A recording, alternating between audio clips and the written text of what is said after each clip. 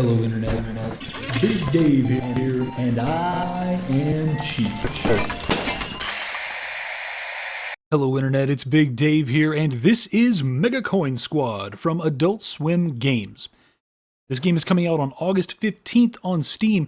It'll initially be available for the price of just $12, but it will then thereafter be $15.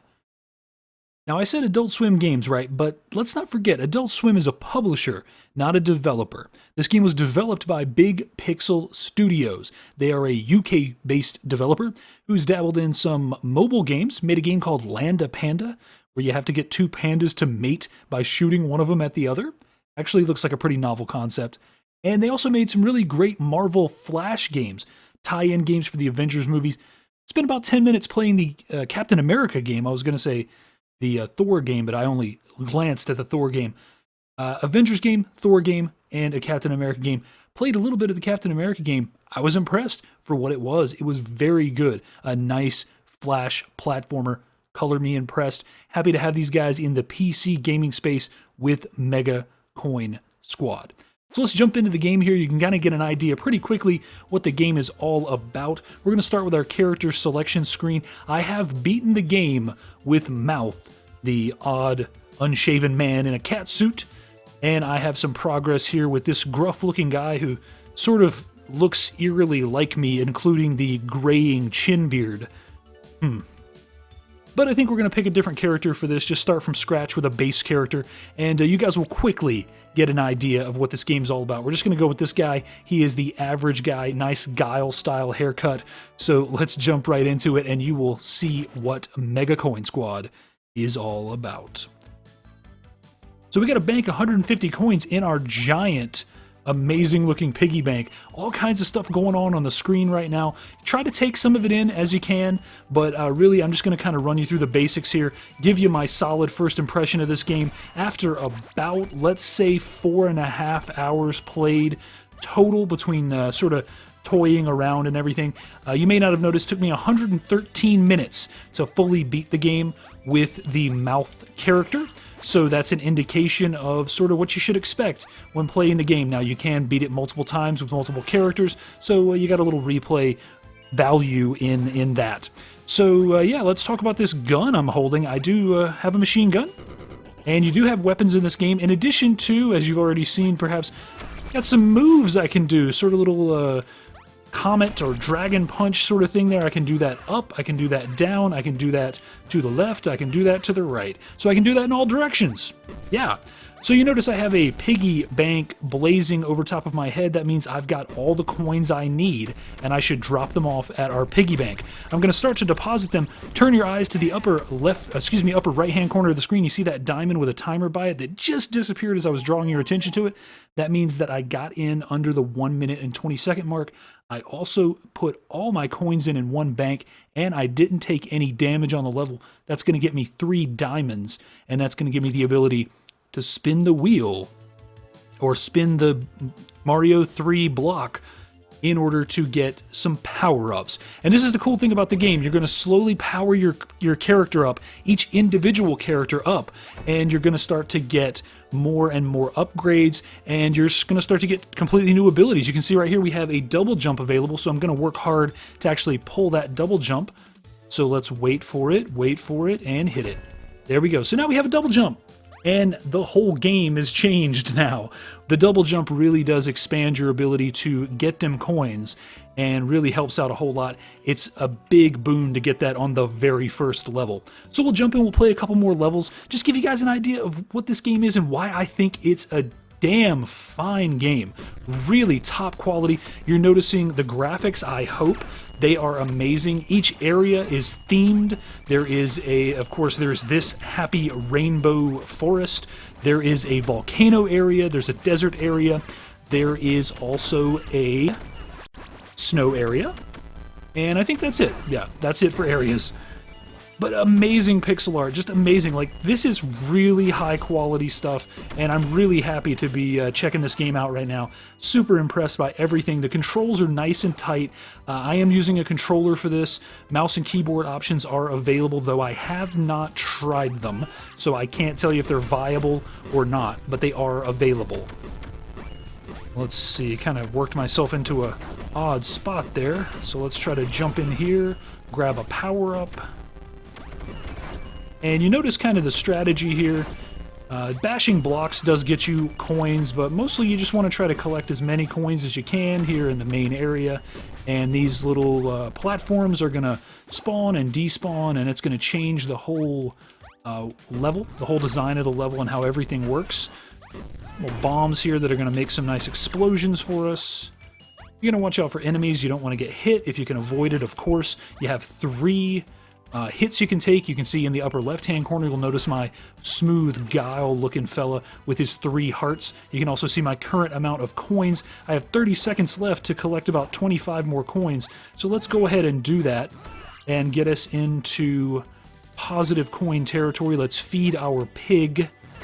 And let's finish up this second level. There we go. The coins do take some time to get into the bank, so be careful. Just because you've still got time on the clock doesn't mean you're going to get the pig fed in time to actually make your timer. But again, triple diamond score here, so thumbs up. We're happy. Let's get some more power-ups, then I'll show you one more level before we kind of end things up here. What do we want? What do we want? I like that rainbow-colored coin. Let's grab that. That's a coin spawner. When you pick one up in a level from a P block, you will start to spawn coins everywhere. The rocket launcher is a pretty good weapon. At later levels, it will actually seek in on your enemy. Let's go for the magnet this time. It's going to come up right after the assault rifle, so let's hit it. And the coin magnet does what you might expect it does. It magnets in coins. Magnets in? Is that even a word? It attracts coins, as you would expect. So again, we're expanding our gameplay here by getting these power-ups. We're getting new weapons available. We're getting the coin spawner. We're getting the coin magnet. It's great. Now, that stuff is going to taper off as you go into the further depths of the game. But then again, the game is not that long. 4 levels per world, 4 worlds total. Again, about an hour and a half, or excuse me, about just shy of 2 hours, 113 minutes. So I guess that's 7 minutes. Can I do math? 7 minutes short of 2 hours for me to beat the game with one character. And that did involve getting stuck in a few places. One thing I'll say real quick here, if you lose your lives, all 3 of your hits in a match, you're going to have to go back to the first level in the world that you're currently in. So I'm on level 1-3 right now. If I die on this level and choose to continue, I'll have to continue from world 1-1 and I'll lose any upgrades I've gotten. So this next thing coming up, the big buzzer looking thing that is the next level after this one, 1-4, that's going to be kind of like your save point. It's going to lock in all the upgrades that you've gotten and it's going to progress you into the next area. So let's try to see if we can maybe get there. And we'll kind of check it out. Just let you guys I just want you to get a feel for this. Just watch this game in motion, listen to it, and I think you will quickly be won over by Mega Coin Squad. I said listen to it. That is the music of Mr. Gavin Harrison that you're hearing. Gavin has been popping up on my radar quite a lot lately. Now this guy's he's not going real far down when I do the downward thrust. I think that's because of his weight stat. Other characters that I've used, especially the big character Chunk, had a whole lot of weight, so he went a lot deeper into the rocks. I'm just sort of talking out loud, reasoning some things out in the middle of telling you how awesome Gavin Harrison's music is. Gavin Harrison did music in Halfway, which is a great game that recently came out that I will hopefully be previewing here on the channel. He also did some stuff for Rob Farron's DRM. I think he did one song on the DRM soundtrack. He's a prolific guy. I think he did a little work for Life of Pixel, and I love his music. He's got a great sense of rhythm. Of course, you know, he's a musician, so you'd have to, but he really makes music that is upbeat and really well suited to the subject matter. So we've got our money, so let's feed our pig. Gonna have to watch out for this guy here. Let's hit him with a Hadouken and finish up. And again, we triple starred it, or triple diamond it. And yeah, that's that. So I'll show you the 1-4 level, just so you can get an idea. It is the same for every area, 1-4, 2-4, 3-4. It's a little bit of an enemy rush. It's not an actual coin collecting level. So you can check that out here in just a moment. Let's pick what we want. Let's see. Let's enhance our charge ability. Whoops, that is actually bonus time, but hey, nothing wrong with that. I'll take bonus time too. We get a whole new set of stuff here. Do we want to unlock invincibility?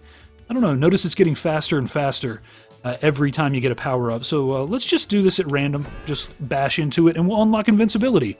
All right, nothing wrong with that. And one more, level 2 invincibility. So we're going to be quite invincible now. I think each level, subsequent level, generally just increases the time. So level 2 invincibility means you're invincible for longer. Level 2 coin spawner means you have more time to spawn more coins, etc. I haven't dug too deep into the theory crafting of this game, but I tell you, what I have dug down into this game on, I have loved. So here we are in this little arena. We are going to now get a chance to grab a couple of weapons, and then we are going to have to endure a few enemy spawns. In the case of this, I mean, we're talking about some pretty simple stuff here. Not really too much that we have to worry about in this early sort of boss rush. It's not really a boss rush because these aren't bosses, but, you know, in this early enemy rush, not a lot we have to really worry about here. Oh, that was a good shot. And another. Alright. The drill cannon, I don't really care for it because it kind of shoots that arc like that. And I have a lot of trouble controlling that. Yeah, I successfully did it there, though. Alright, so these little purple guys down here like to shoot at you. So I like to shoot at them first. No timer as far as I can tell here. You're just killing enemies. It's just a survival thing. And then you grab this big old coin and put it in your pig. And that's all there is to it. So there's really not a whole lot more to say about this game. I mean, you're seeing it right here on display. You should know if you're going to like this right now, just from looking at this. I can't recommend this game highly enough. I've had a ton of fun with this game. It's just the right sort of arcadey fix that I needed.